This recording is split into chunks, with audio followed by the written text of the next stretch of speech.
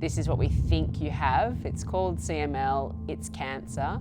My GP came around to our house and told me that I had chronic myeloid leukemia. I think there are very few things as focusing as listening to a doctor tell you that you have cancer.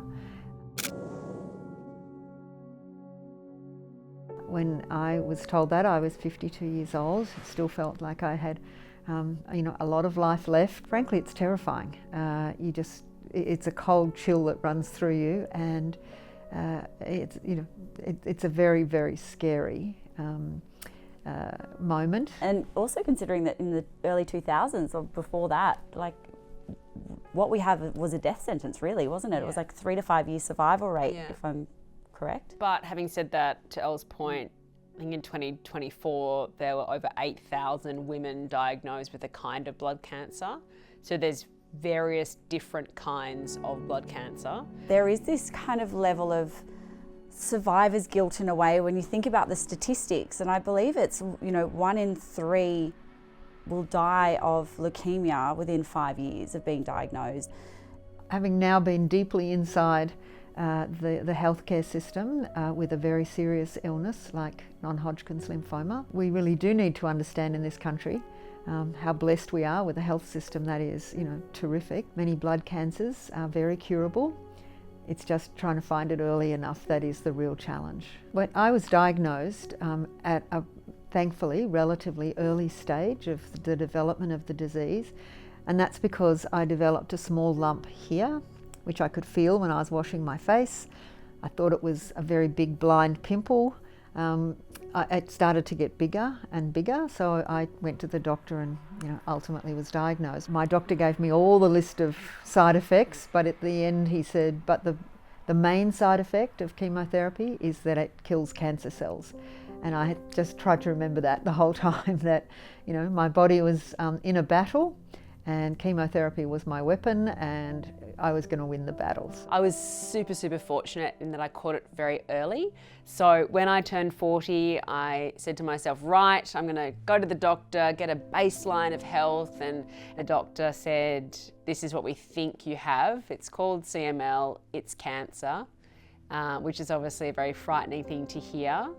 But she was able to say almost immediately, if it is this kind of leukemia, then it's probably the best kind to get. Like Edwina, there's a lot of parallels in our diagnoses. I was 30, I just turned 30, and I went and saw my doctor because I really wanted to check the state of my health, because I was planning to start thinking about a family at this stage.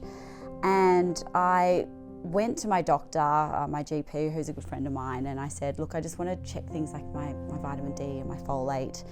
And the test came back that I had high platelets, and I had no idea what that meant, and he said it could just be because of the virus, so we'll get you tested again. So I went and saw the specialist, and they said, look, it could be about 3 weeks before we give you the results. And so that night my GP came around to our house and told me that I had chronic myeloid leukemia. And I think if I had been probably in a better state of mind after hearing those words, I would have been reassured that it wasn't the worst type. But I think anyone says the word leukemia to you and you think about the worst case scenario. But then 2 days later, before I saw the specialist, I thought it would be worth just making sure that I had kind of covered every base and could tell him that there was no other surprises that I could share with him. But I did have another surprise. I was pregnant. So I'd taken a pregnancy test on the Saturday and it was positive. So that threw a really big spanner in the works. And unfortunately, the drugs that myself and Edwina are on now are life-saving, but you can't take them when you're pregnant. And so I was told that the safest way for me, because they weren't sure how far along I was in terms of my leukemia, was to terminate. And so after a lot of debate and late nights and second opinions, I decided that I was going to, try and keep the pregnancy going. It was still really early. I was only 4 weeks along, and it was a bit of a day by day, just kind of wait and see. And ended up having him a month early, and I'm a mum of an 8-year-old now, which is incredible.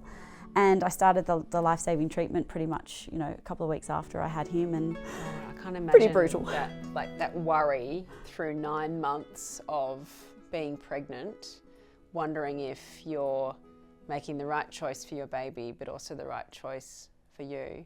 And you do have to make decisions like, are you going to have any more kids? And we had to make the decision that we won't and we can't. And I have friends who have had to go off it and do what Elle did, you know, okay, I want to breastfeed or I want to have another child. This is the decision I'm going to make. So yeah, there are those kind of life choices you have to make as part of the process. Elle wouldn't have had the opportunity to have her son, and I wouldn't have had the opportunity to grow up with my kids.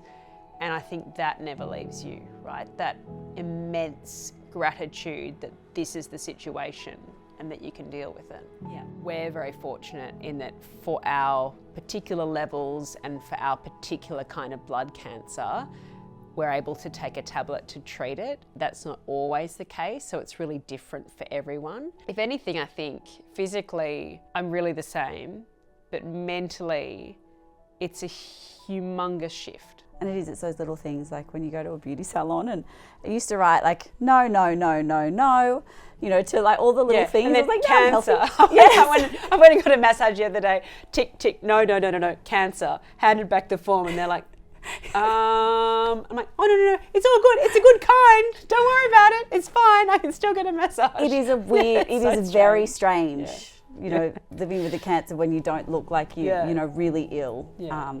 But you do, you have your down days. Yeah. It's an experience that made me value life more, makes me very conscious. It's one of the reasons I've chosen to retire while I'm still healthy and can still do other things, because you know, it's hard to escape the fact that you're not here for a long time, and making the best of every single moment that you get.